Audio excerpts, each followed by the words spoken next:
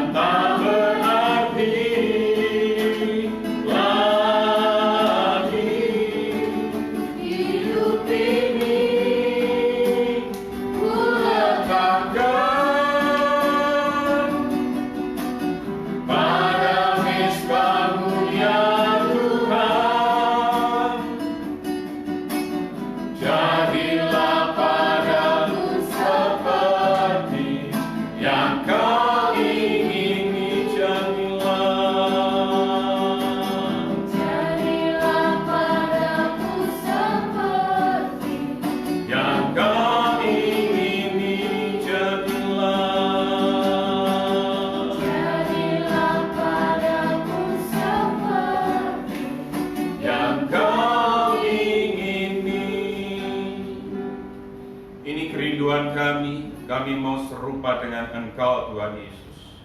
Ini kerinduan kami untuk kami senantiasa bisa belajar menjadi serupa dengan Engkau.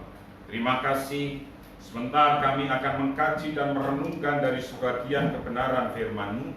Berbicaralah kepada kami, sehingga kami mengerti apa yang menjadi rencana-Mu dan rancangan-Mu. Sampaikan isi hati-Mu kepada kami, sehingga kemuliaan-Mu itu nyata dalam hidup kami. Kami bersyukur di tengah situasi kondisi yang seperti ini, kami tetap melihat bahwa Tuhan yang kami layani adalah Tuhan yang hidup, Tuhan yang mengasihi kami. Terima kasih, dalam nama Tuhan kami Yesus Kristus kami berdoa dan mengucap syukur. Haleluya. Amin. Shalom Bapak Ibu Saudara, salam sejahtera di dalam nama Tuhan kita Yesus Kristus. Kita bersyukur pagi hari ini adalah Jumat Agung di mana karya terbesar Tuhan itu dinyatakan. Dan salah satu kunci keberhasilan dari Tuhan adalah Tuhan Yesus berani menyangkal diri. Waktu di Taman Getsemani, Tuhan itu sempat bergumul. Seandainya cawan ini bisa berlalu, artinya ada satu ketakutan yang luar biasa kalau Tuhan Yesus harus mengangkat semua dosa-dosa manusia. Dia tahu resikonya, dia harus mati di atas kayu salib.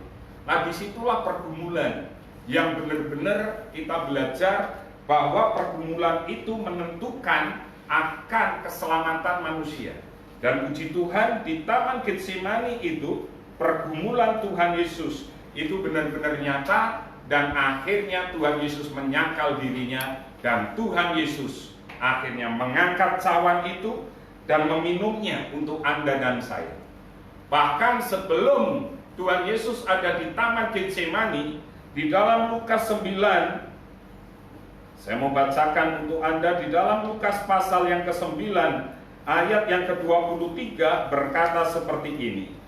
Kata Yesus kepada mereka semua, setiap orang yang mau mengikut aku, ia harus menyangkal dirinya, memikul salibnya setiap hari dan mengikut aku.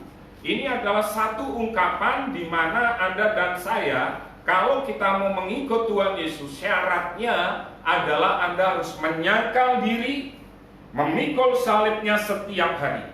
Kalau hari ini Anda belum menyangkal diri, Anda belum memikul salib, berarti Anda dan saya belum sebagai murid Tuhan Yesus.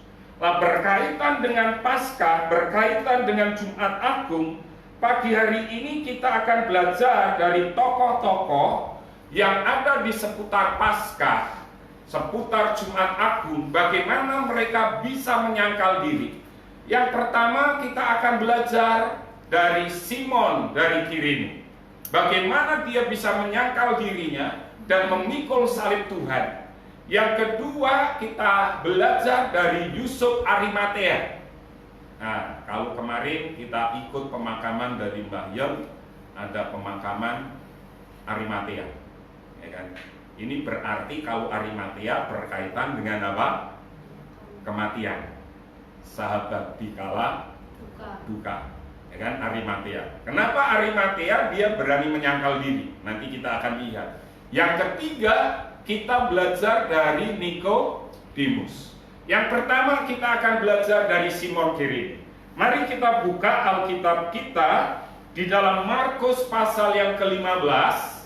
Markus pasal 15 ayat yang ke-21. Jumat Agung tahun kemarin saya menyampaikan drama monolog tentang Simon dari Kirene.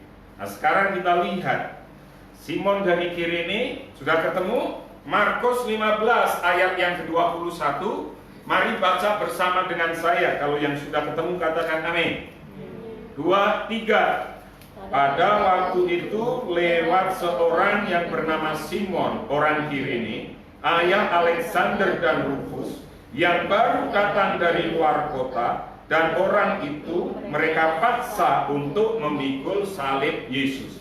Jadi Anda harus tahu, kalau nanti Anda baca di dalam Mazmur, mulai Mazmur 121 sampai Mazmur 133, nyanyian ziarah itu adalah nyanyian bangsa Israel yang mau datang ke Yerusalem dalam rangka Paskah. Kita tahu Paskah dimulai waktu bangsa Israel ada di tanah perbudakan.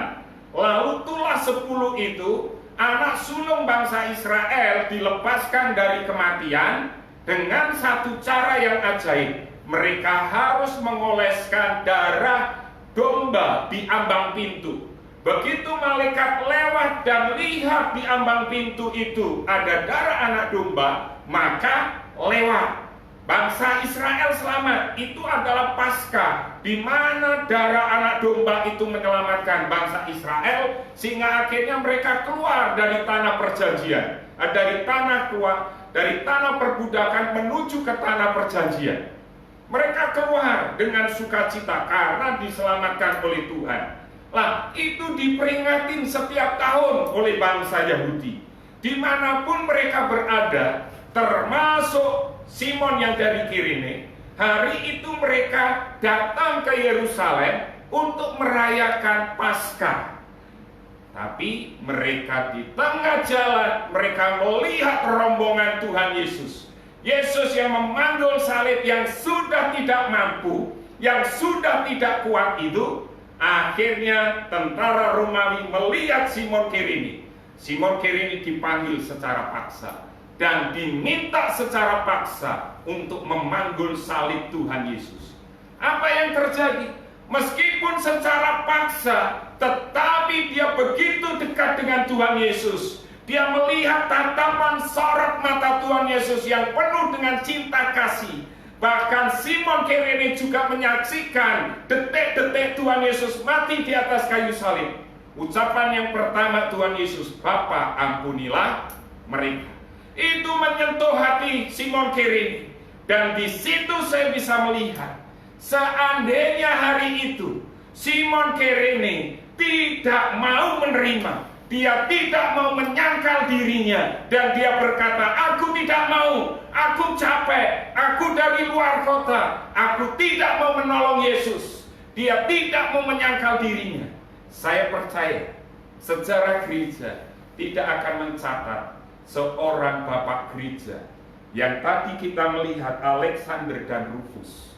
Dan kalau kita baca di dalam kitab Roma pasal 16, kita melihat Roma pasal yang ke-16, perhatikan ayat ini, ayat yang ke-13. "Salam kepada Rufus, orang pilihan dalam Tuhan, dan salam kepada ibunya, yang bagiku adalah juga ibu."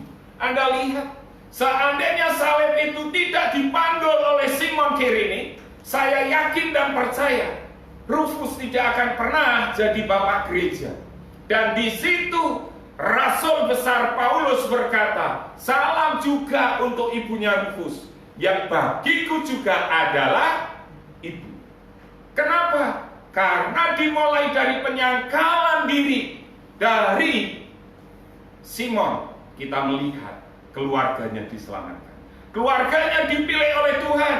Keluarganya jadi berharga di dalam sejarah pertumbuhan gereja, di mana istrinya akhirnya menjadi ibu rohani bagi seorang rasul yang besar, Rasul Paulus. Kenapa ini terjadi? Karena ada penyangkalan diri. Bapak, Ibu, Saudara yang dikasihi Tuhan, hal apakah yang akan Anda lakukan dengan keluarga yang harus Anda teladani dari Simon dari Kirene? Saya hanya belajar satu hal. Di tengah kecapean kita, berani nggak kita menyangkal diri? Bukankah orang yang dari luar kota terkadang bilang capek, lalu sampai rumah apa? Tidur. Betul ya? Istirahat. Tetapi kita belajar dari Simon Kirene. Secapek-capeknya Anda datang di rumah, yuk kita nyangkal diri. Luangkan waktu untuk bersaat teduh, bersekutu dengan Tuhan, membangun misbah doa keluarga. Ini penting. Waktu engkau berani menyangkal diri di tengah keterbatasan fisik, maka engkau akan melihat di kemudian hari engkau akan menikmati buah-buah. Tuhan pasti akan memelihara engkau. Tuhan pasti akan menyertai engkau. Mungkin hari ini kita sedang dilatih Tuhan untuk menyangkal diri. Anda yang biasanya mobile, Anda yang biasanya tidak pernah di rumah, Anda senantiasa pengennya keluar terus. Tapi hari ini, kalau engkau bisa stay at home, tetap di rumah, itu adalah penyangkalan diri yang sangat luar biasa. Kenapa? Karena memang kita harus berani. Orang yang bisa menyangkal diri adalah orang yang hari-hari ini stay at home. Pak, saya kerja, oke kerja. Saya dorong Anda tetap bekerja. Di tengah situasi krisis seperti ini, di ambang krisis ekonomi seluruh dunia, kita pun harus tetap bekerja. Pada saat Anda bekerja, saya pesan satu hal, keluar harus tetap pakai masker. Bekerjalah dengan pimpinan penyertaan Tuhan dan disertai dengan doa-doa orang-orang yang kau kasihi di dalam rumah. Oleh karena itu, yuk kita belajar hari ini menyangkal diri. Meskipun kita capek, meskipun kita lelah, tetapi kalau itu untuk Tuhan, kita harus berkata, iya, aku mau menyangkal diri untuk Tuhan. Yang kedua, kita belajar dari Yusuf, dari Arimatea. Siapa Yusuf? Yusuf adalah orang yang kaya. Coba kita melihat di dalam Matius pasal yang ke-27. Di dalam Matius pasal yang ke-27 kita melihat ini adalah Yusuf.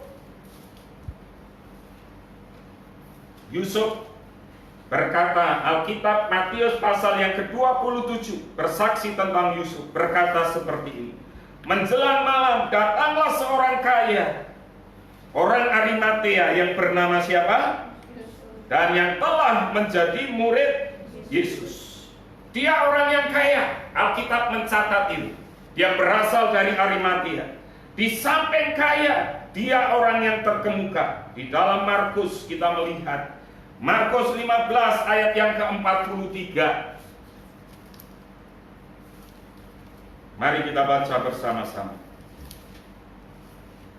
Dia orang yang terkemuka. 2, 3. Karena itu Yusuf orang Arimatea, seorang anggota majelis besar yang terkemuka, yang juga menanti-nantikan kerajaan Allah, memberanikan diri menghadap Pilatus dan meminta. Dia orang yang terkemuka, dia dari majelis besar. Kita tahu kalau dia anggota majelis besar Sanhedrin, itu orang yang sangat-sangat terpandang, orang yang disegani, orang yang dihormati di lingkungan tradisi Yahudi. Dan dia terkemuka. Di samping dia terkemuka, dia juga orang yang sangat kaya. Ini yang kita mau belajar.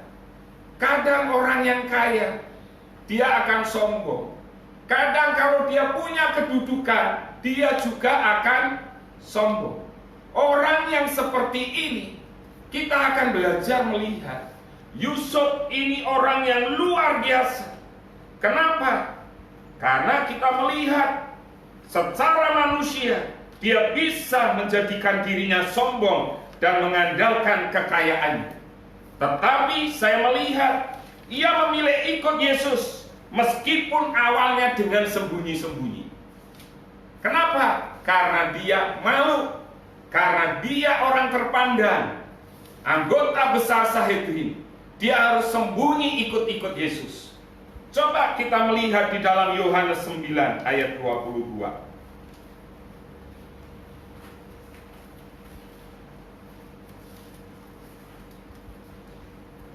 Ini alasannya. Orang tuanya berkata demikian kepada Yusuf, karena mereka takut kepada orang-orang Yahudi. Sebab orang-orang Yahudi itu telah sepakat bahwa setiap orang yang mengaku Yesus sebagai Mesias akan apa? Dikucilkan. Saya bacakan di dalam Yohanes 19 ayat 38. Sesudah itu Yusuf dari Arimatea, ia murid Yesus, tetapi sembunyi-sembunyi karena takut kepada orang-orang Yahudi. Ini kita menyadari dia orang terpandang, dia orang kaya, dan orang yang ikut Yesus dikucilkan. Makanya dia sembunyi-sembunyi ikut Tuhan Yesus. Tetapi satu hal yang menarik, apa tindakan yang dilakukan dia? Di sini saya katakan tindakannya meminta mayat Tuhan Yesus.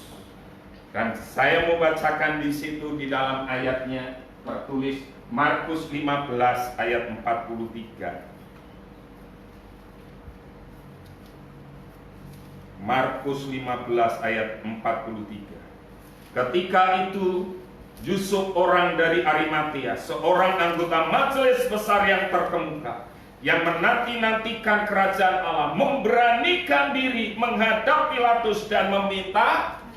Bukankah dia menyangkal diri? Kenapa memberanikan diri? Dia menyangkal dirinya. Dia tidak sembunyi-sembunyi. Dia sekarang terang-terangan mengikut Tuhan Yesus, terang-terangan meminta mayat Tuhan Yesus. Dan yang luar biasa, tidak hanya meminta. Tadi di awal saya sudah bilang, kalau dengar Arimatea berarti kaitannya dengan kematian. Apa yang dilakukan? Setelah dia minta mayat Tuhan Yesus, dia memberikan kuburnya. Ingat, kita tahu zaman sekarang, orang kalau meninggal, kalau dia sudah punya makam, berarti itu makam itu di tempat yang sangat indah, sangat baik, sangat luar biasa. Betul ya? Pasti makam itu bukan makam seperti yang biasanya. Bukan makam umum, tetapi makam yang benar-benar punya sertifikatnya. Dan makam itu tentunya makam sangat mahal. Lah, kita nggak heran kalau Yusuf sudah punya makam, karena dia juga orang yang sangat kaya. Karena dia kaya, dia mempersiapkan dirinya, kalau mati saya mau dimakamkan di tempat ini. Dan belum sampai dia mati, makamnya diberikan kepada Tuhan Yesus. Ini yang kita melihat dari Yusuf dari Arimatea.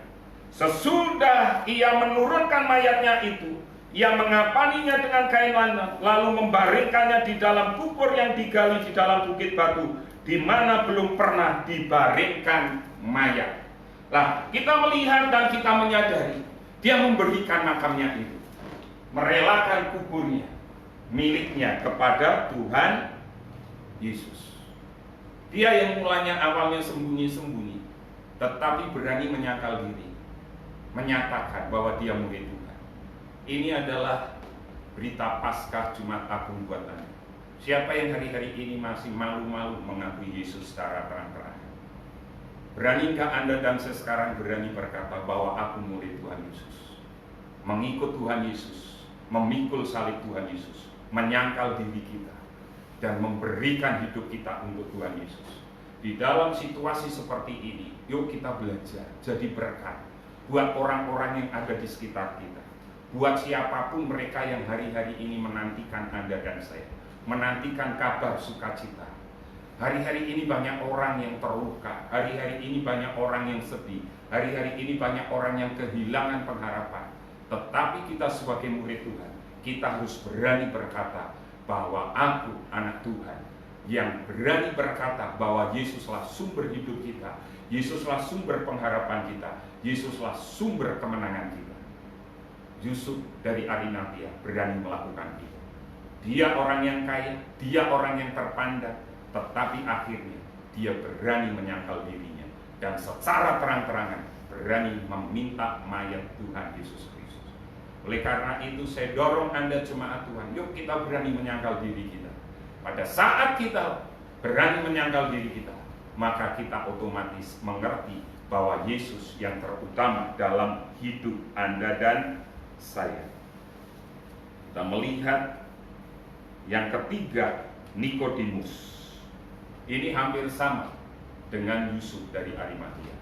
Dia juga orang yang kaya. Terlihat dari persembahan kain, minyak, mur, gaharu yang ia berikan. Perhatikan Yohanes 19 ayat yang ke-39. Yohanes 19 ayat yang ke-39. Yang sudah ketemu katakan amin. Saya minta Aufi bisa membacakan. Yohanes 19 ayat 39. Sudah itu Yusuf dari Arimatea 39. Yohanes 19 39. juga Nikodemus datang ke situ. Dialah yang mula-mula datang waktu malam kepada Yesus.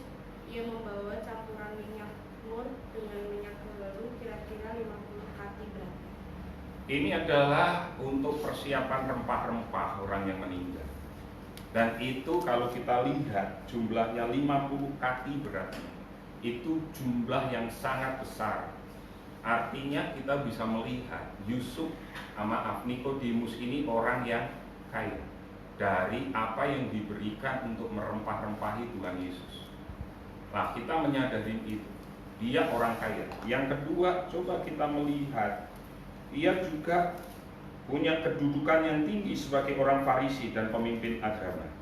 Tolong Wahyu dibacakan Yohanes 3 ayat 1.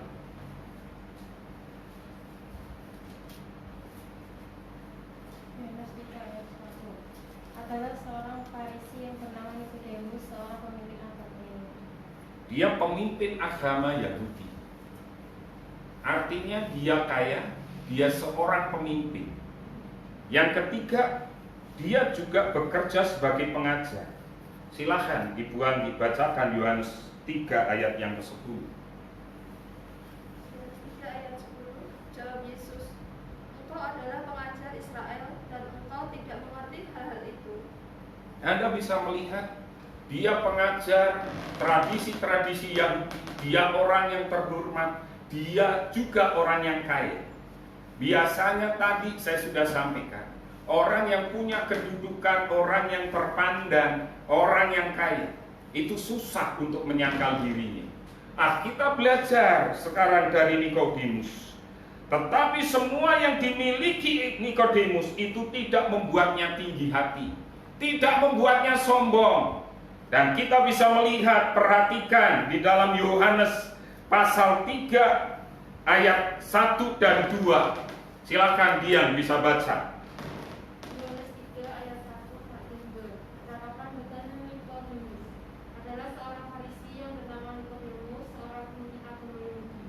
Ia datang pada waktu malam kepada Yesus dan berkata, "Rabi, kami tahu bahwa engkau datang sebagai guru yang diutus Allah, sebab tidak ada seorang pun yang dapat mengadakan tanda-tanda yang engkau adakan jika Allah tidak menyertai-Nya." Kita lihat dia datang malam-malam. Kenapa? Ingat prinsip tadi bahwa orang yang ikut Yesus pasti akan dikucilkan. Dia datang malam-malam, dia mau belajar tentang kebenaran itu. Dia seorang guru tapi mau belajar lagi. Itu menunjukkan bahwa dia orang yang rendah hati. Bahkan dari awalnya dia datang malam-malam, dia datang dengan diam-diam, tetapi di kemudian hari setelah berjumpa dengan Tuhan Yesus, kita belajar dia berani menyangkal diri, dia berani secara terang-terangan membela Tuhan Yesus. Coba kita melihat di dalam Yohanes 7 ayat 45 sampai ayat yang ke-52.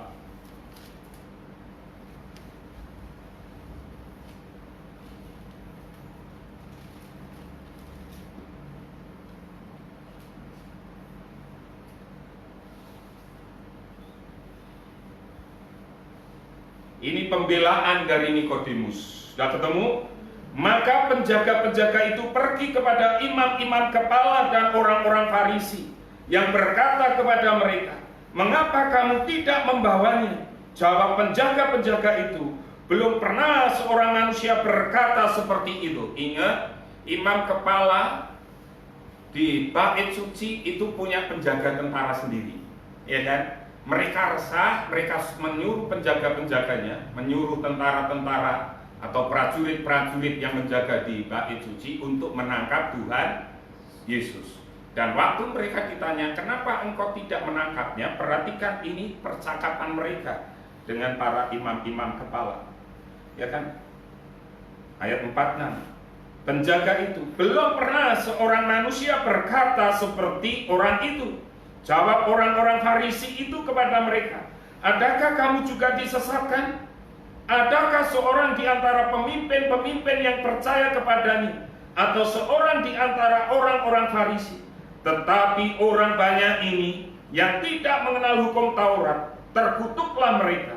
Nikodemus, seorang dari mereka yang dahulu telah datang kepada Yesus, berkata kepada mereka, apakah hukum Taurat kita menghukum seseorang sebelum ia didengar dan sebelum orang mengetahui apa yang telah dibuatnya? Jawab mereka, apakah engkau juga orang Galilea? Selidikilah kitab suci dan engkau akan tahu bahwa tidak ada nabi yang datang dari Galilea. Jadi kita ngerti, waktu terjadi perdebatan untuk menangkap, menghakimi, menghukum Tuhan Yesus, kita melihat ada orang yang bernama Nikodemus yang pernah datang secara diam-diam, sekarang secara terang-terangan membela Tuhan Yesus. Di mana? Di perhimpunan, di perkumpulan ahli-ahli Taurat, orang-orang Farisi. Dari sini kita bisa melihat bagaimana dia yang dulunya malu mengakui, tetapi sekarang berani terang-terang. Dia berani menyangkal dirinya. Dan sejarah bapak-bapak gereja mencatat, Nikodemus di kemudian hari, dia menjual kayu bersama dengan putri tunggalnya di sebuah bukit yang ada di Yerusalem. Karena apa? Begitu Yesus wafat, mati, Nikodemus menyadari bahwa Yesus benar-benar Mesias, sehingga dia melepaskan semua jabatan itu dan dia hidup bersahaja dengan menjual kayu di sebuah bukit di daerah Yerusalem dengan anak tunggalnya. Dari sini kita bisa melihat, di samping dia berani membela Tuhan Yesus, yang ketiga perhatikan Yohanes 19 ayat yang ke-39. Yohanes 19, perhatikan ayat yang ke-39.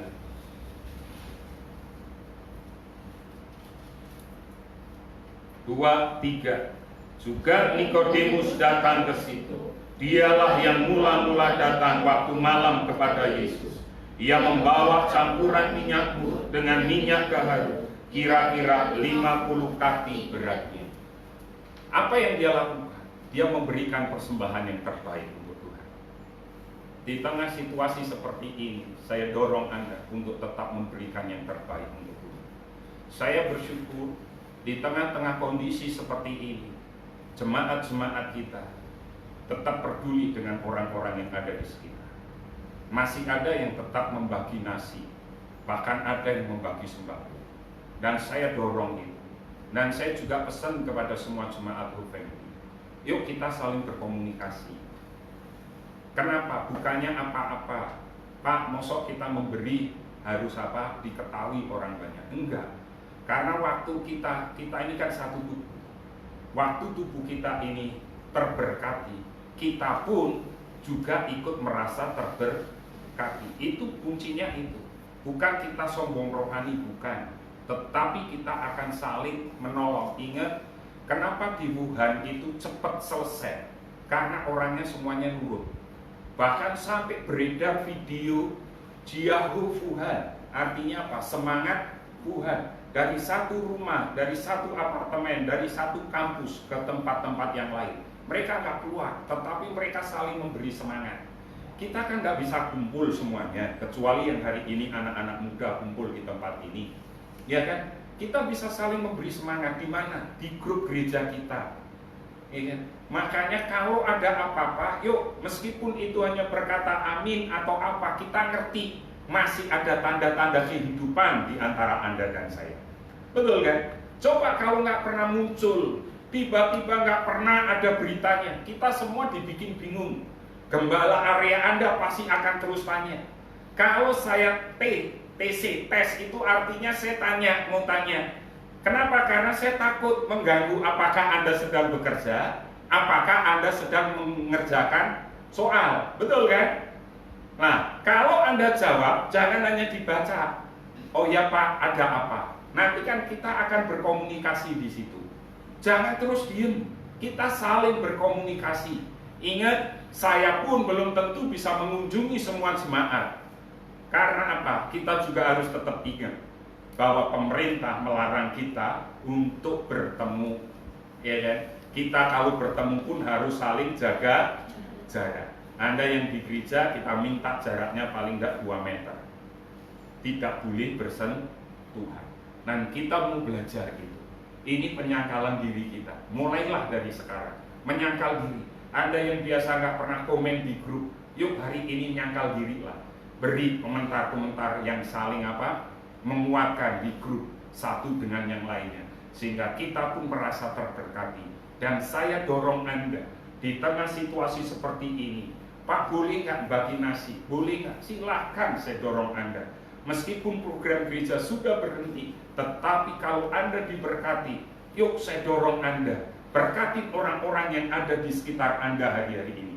Terus berjalan dengan suamimu, dengan istrimu, dengan anak-anakmu dan orang tuamu. Seberapa, Pak, saya hanya bisa 3 bungkus. Enggak apa-apa, kamu jalan dan engkau digerakkan Tuhan. Berkati orang-orang itu.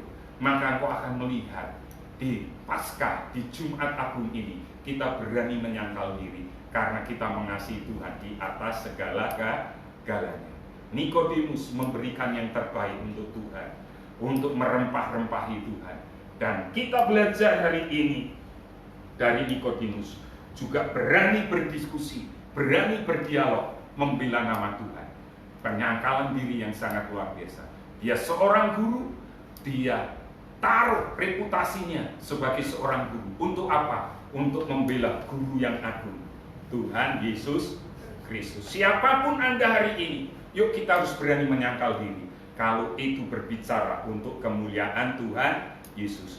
Biarkan Paskah Jumat Agung tahun ini kita belajar untuk menyangkal diri.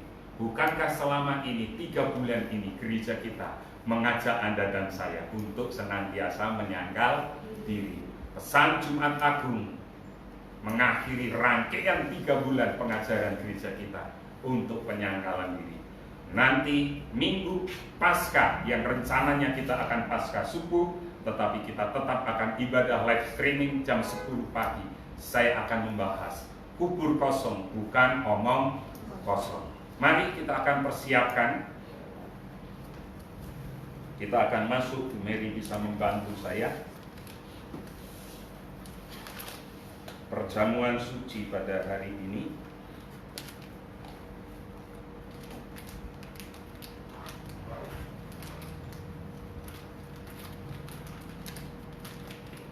Saya akan membacakan sebelum Anda mengambil tubuh dan darah Tuhan yang nanti akan dipandu sama Mary. Sebab apa yang telah kuteruskan kepadamu telah aku terima dari Tuhan, yaitu bahwa Tuhan Yesus pada malam waktu ia diserahkan mengambil roti, dan sesudah itu ia mengucap syukur atasnya. Ia memecah-mecahkannya dan berkata, inilah tubuhku yang diserahkan bagi kamu. Perbuatlah ini menjadi peringatan akan aku.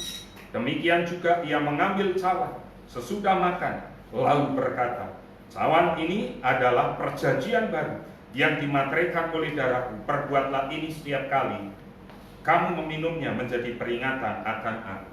Mari kita berdoa. Jemaat yang ada di rumah yang mengikuti live streaming, saya berharap Anda juga sudah menyiapkan roti. Apapun yang ada di rumah Anda, bisa roti tawar, roti crackers, atau roti Mary, atau apa, sebagai ganti roti hosti. Dan Anda juga bisa menyiapkan anggur, mungkin bisa air putih atau teh, tidak harus anggur karena ini hanya lambang. Tetapi saya juga harus berpesan, meskipun ini perjamuan suci, tetapi anak-anak tidak diizinkan untuk mengambil. Yang belum dibaptis juga tidak diizinkan untuk mengambil. Jadi mohon yang di rumah, imam-imam kepala, suami-suami, ayah bijaksana, mengerti kalau anak-anak Anda belum dibaptis, mohon jangan diizinkan untuk menerima perjamuan suci. Mari kita akan berdoa. Bapa, kami bersyukur siang hari ini kami akan mengambil tubuh dan darah Tuhan. Kiranya kasih karunia-Mu menyertai kami. Dalam nama Tuhan Yesus kami berdoa dan mengucap syukur. Haleluya. Amin. Mari.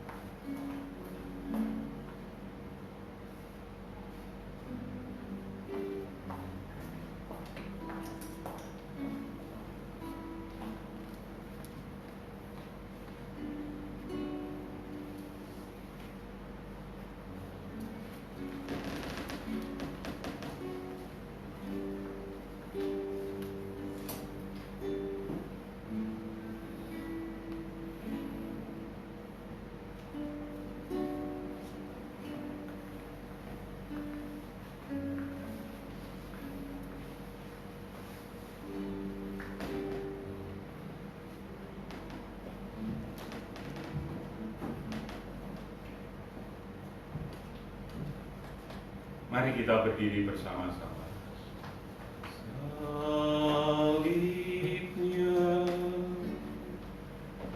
Salibnya, salibnya, selamat mulia.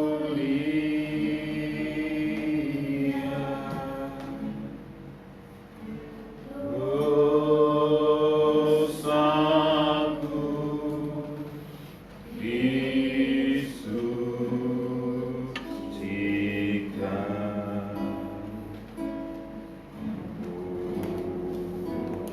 oleh darah Yesus. Salibnya, salibnya, salibnya.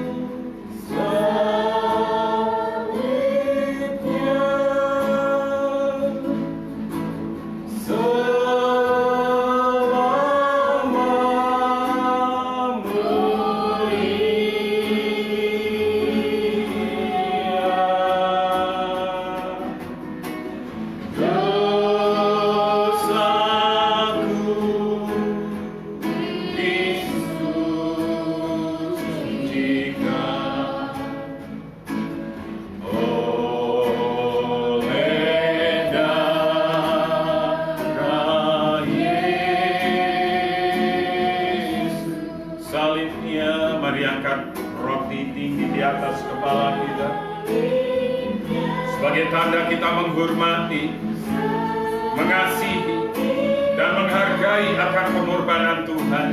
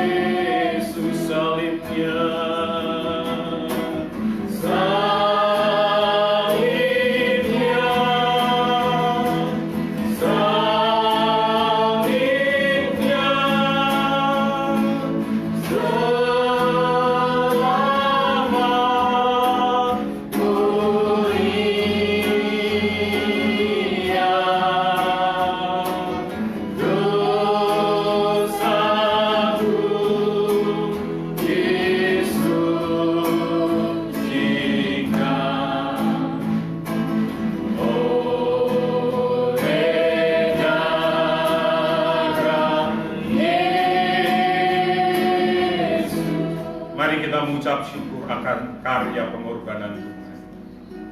Ucapkan syukurmu kepada Tuhan pagi hari ini. Dan berjanji akan menyangkal diri, memikul salibnya, mengikut Tuhan.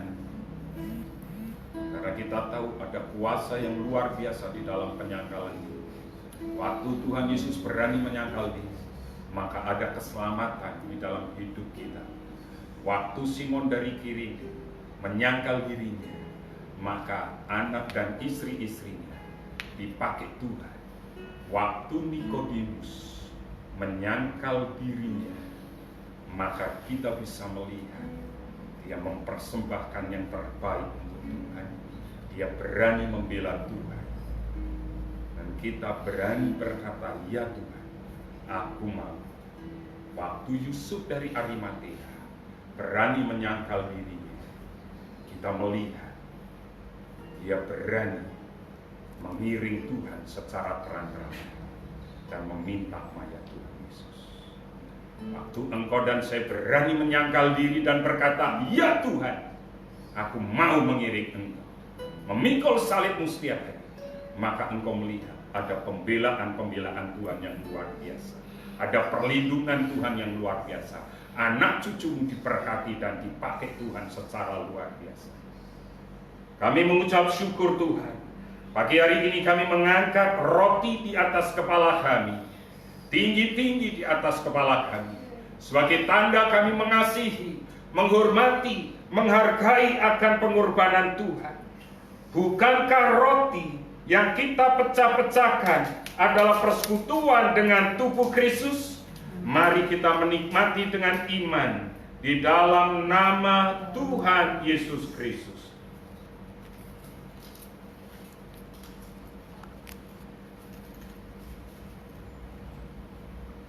Kami mengangkat cawan sebagai tanda terima kasih dan ucapan syukur kami bahwa Tuhan kami yang layani adalah Tuhan yang hidup, Tuhan yang benar, Tuhan yang membela, Tuhan yang melindungi kami, Tuhan yang tidak pernah meninggalkan kami.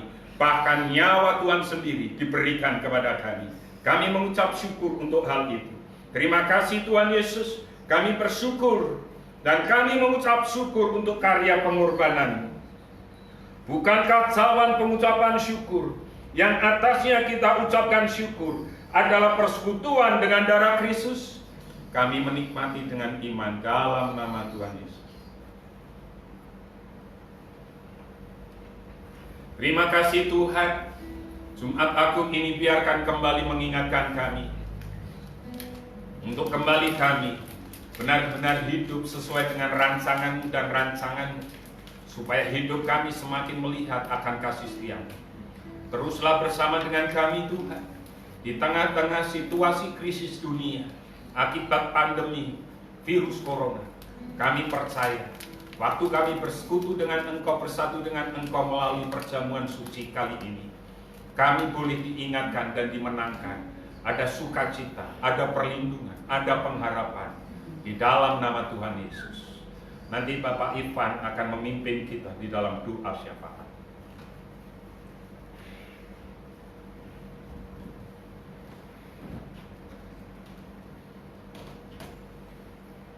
Puji syukur kami agungkan kepada hadirat Tuhan. Terima kasih atas penyertaan-Mu dan sampai saat ini Kau memberikan kami ada Tuhan.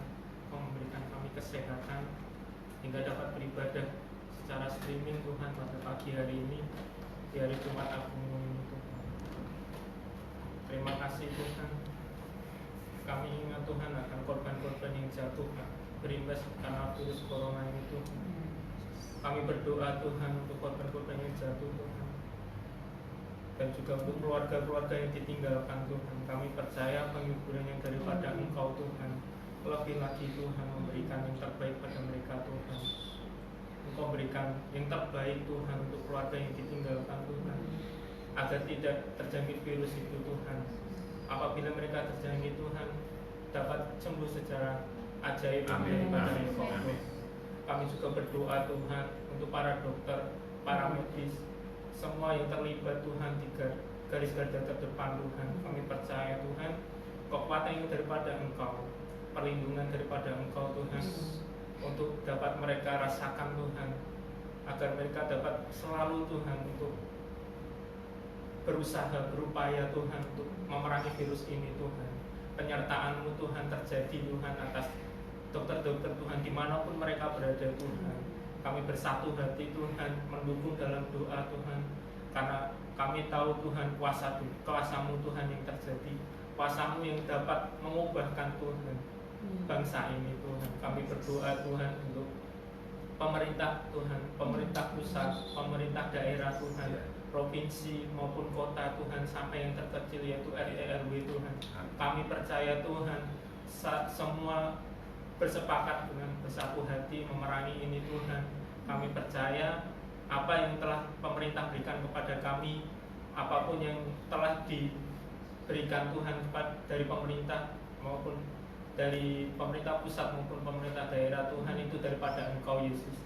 Sehingga yang terbaik Tuhan untuk kami, itu yang kami rasakan. Amin. Tuhan, Engkau berkati Tuhan kesehatan pemerintah pusat Tuhan, Bapak Jokowi dan menteri-menterinya Tuhan, dari DPR, MPR Tuhan. Kami juga berdoa Tuhan untuk gubernur dimanapun, gubernur provinsi yang ada Tuhan di Indonesia ini Tuhan. Kami juga berdoa Tuhan untuk wali kota, bupati Tuhan dimanapun Tuhan, di seluruh pelosok Indonesia Tuhan. Kami percaya hikmat marifat-Mu terjadi Tuhan atas para pemimpin kami Tuhan, sehingga apapun yang mereka sampaikan Tuhan, peraturan-peraturan perda apapun Tuhan, itu semua daripada Engkau Tuhan. Tidak ada yang dirugikan Tuhan, baik itu orang miskin ataupun orang kaya Tuhan, semua dapat merasakan kasih-Mu Yesus. Terima kasih Tuhan, kami berdoa Tuhan untuk warga yang ada di Indonesia Tuhan, baik di pulau-pulau Tuhan, di Sumatera, Sulawesi, Kalimantan, Jawa, Bali, Papua, Maluku Tuhan. Kami juga berdoa Tuhan untuk warga di dunia ini Tuhan, di seluruh bangsa di Indonesia, di dunia ini Tuhan. Kami percaya Tuhan, bersatu hati Tuhan untuk memerangi virus ini Tuhan. Virus ini dapat berhenti Tuhan. Tidak sampai bulan Agustus Tuhan. Kami percaya Tuhan, kuasa-Mu terlebih dahsyat Tuhan, kuasa-Mu terlebih mulia dan terlebih besar Tuhan dari segala virus Tuhan. Kami percaya, kami yakin Tuhan, semua dapat berlalu dengan cepat Tuhan, karena kami bersatu hati memerangi ini Tuhan. Terima kasih Tuhan, kami berdoa Tuhan untuk kehidupan kami ke depannya Tuhan. Kami percaya melalui doa-doa kami Tuhan, dalam misbah doa keluarga Tuhan, kami dapat semakin dekat dengan Engkau Tuhan, semakin mempererat hubungan kami, baik dengan keluarga, baik dengan Engkau Tuhan. Melalui virus ini Tuhan, kejadian ini, berikanlah kami hikmat-Mu Tuhan, supaya kami dapat semakin dekat dengan keluarga kami Tuhan. Apabila kami sering keluar kota, apabila kami sering mengabaikan keluarga kami Tuhan, saat ini kami mau merendahkan hati kami Tuhan, mau membuang segala ego kami Tuhan, sehingga kami dapat bersatu hati Tuhan dalam menara doa keluarga kami Tuhan, dapat mengerti apa yang Engkau rencanakan Tuhan atas kehidupan kami ke depannya Tuhan setelah virus ini Tuhan, sehingga saat kami beribadah di tempat ini bersama-sama Tuhan, kami dapat merasakan hadirat-Mu yang begitu berharga Tuhan. Terima kasih Yesus, terima kasih kami telah berdoa Tuhan untuk bangsa negara kami, untuk kota kami, kota Semarang Tuhan, agar terhindar dari segala mara bahaya. Terima kasih Yesus, kami menyerahkan ibadah kami selanjutnya dalam tangan kuat kuasa-Mu Yesus. Haleluya. Kami mengucap syukur Tuhan untuk ibadah kami pada pagi hari ini. Kami menyerahkan untuk sidang jemaat-Mu yang ada di rumah hari ini. Mari jemaat yang dikasih Tuhan, taruh tangan kanan di dada, angkat tangan kiri sebagai tanda penyerahan kepada Tuhan.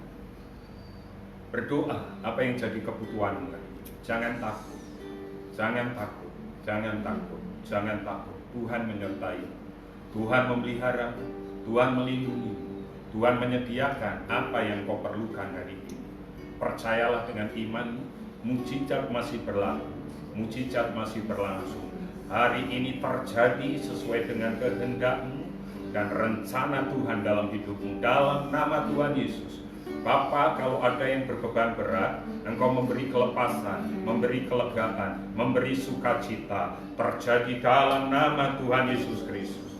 Kalau hari ini ada di antara kami yang mungkin hari-hari ini mengalami ketakutan berkaitan dengan krisis ekonomi keluarga kami, takut tidak bisa makan, takut tidak akan bisa membayar uang sekolah, takut tidak bisa membayar listrik, dan apapun kebutuhan kami di bulan ini, kami percaya dengan iman, Tuhan sudah menyediakan lebih dari cukup, dengan cara Tuhan yang ajaib, dengan cara Tuhan yang sungguh dahsyat, yang di luar nalar kami. Apa yang tidak pernah kami lihat, tidak pernah kami dengar, disediakan dalam nama Tuhan Yesus. Terima kasih Tuhan, kami akan menikmati berkat-berkat-Mu secara ajaib. Kalau Elia di tepi sungai Kerit dipelihara oleh bulu gagak, kami percaya itu pun berlaku atas kami. Ada pemeliharaan Tuhan yang luar biasa dalam keluarga kami. Terima kasih Tuhan Yesus Kristus. Bapa, hamba-Mu menyerahkan semua yang harus terpaksa keluar rumah untuk bekerja. Kami percaya dilindungi, dijagai, diproteksi oleh Tuhan, tidak bisa disentuh oleh sakit penyakit. Di dalam nama Tuhan Yesus Kristus, semua keluarga besar Hope Family sehat, kuat di dalam nama Tuhan Yesus Kristus. Kami percaya mereka akan jadi berkat di tempat mereka bekerja. Bahkan kalau jemaat Hope Family harus stay at home, di rumah saja, kami percaya Engkau memberi roh kreativitas kepada para ibu, kepada para anak-anak, sehingga tidak terjadi boring, kejenuhan di dalam rumah, tetapi ada kreativitas ilahi yang akan menghasilkan karya-karya yang luar biasa, bahkan mampu menghasilkan perekonomian keluarga. Terjadi dalam nama Tuhan Yesus Kristus. Kalau hari ini ada yang sedang cari pekerjaan, Tuhan tolong di Jumat Agung ini Engkau melihat sidang jemaatmu. Tuhan, kami percaya Engkau sediakan itu dalam nama Tuhan Yesus Kristus. Kami tidak bisa berjalan tanpa Engkau, Tuhan Yesus. Oleh karena itu, berjalanlah bersama dengan kami.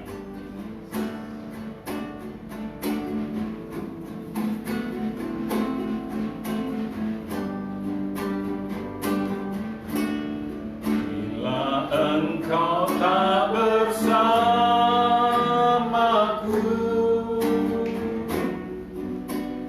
ku tak mau berjalan. Kami mengimani pujian ini, Tuhan.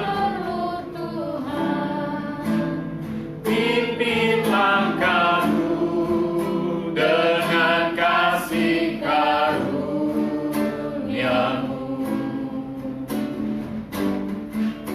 Pimpin langkahku setiap waktu berjalan dalam Roh-Mu. Nyatakan Tuhan kemuliaan-Mu dan berjalanlah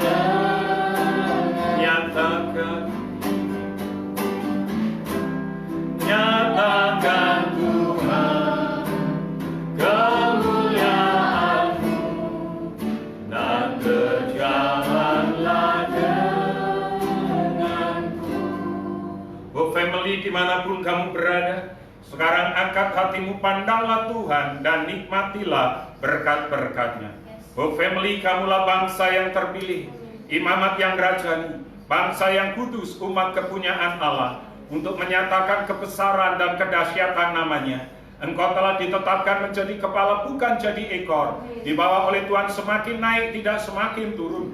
Masa depanmu sungguh ada dan harapanmu tidak pernah sia-sia. Di tangan kananmu umur panjang, di tangan kirimu kekayaan dan kehormatan, sehingga engkau tidak pernah berhutang, tetapi engkau akan memiutangi bangsa-bangsa.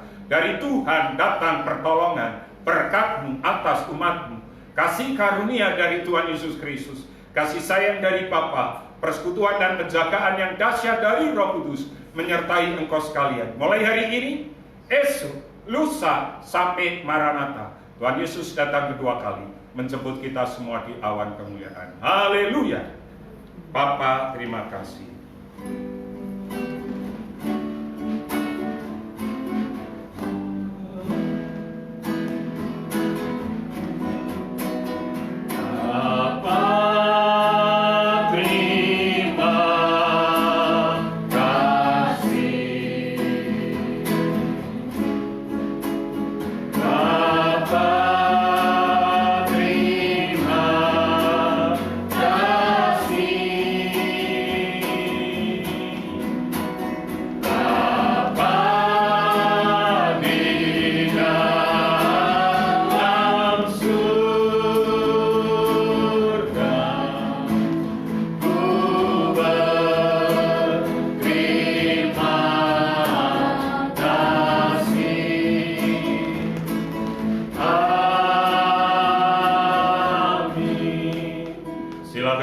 Dan ambillah saat ini.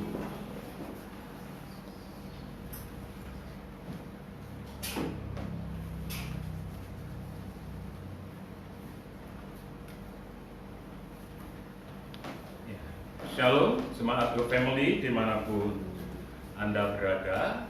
Satu hal yang ingin saya sampaikan, tetap menjaga kesehatan, jangan lupa untuk senantiasa mencuci tangan, dan banyak makan sayur, dan jangan lupa berjemur dari antara jam 10 sampai jam 11.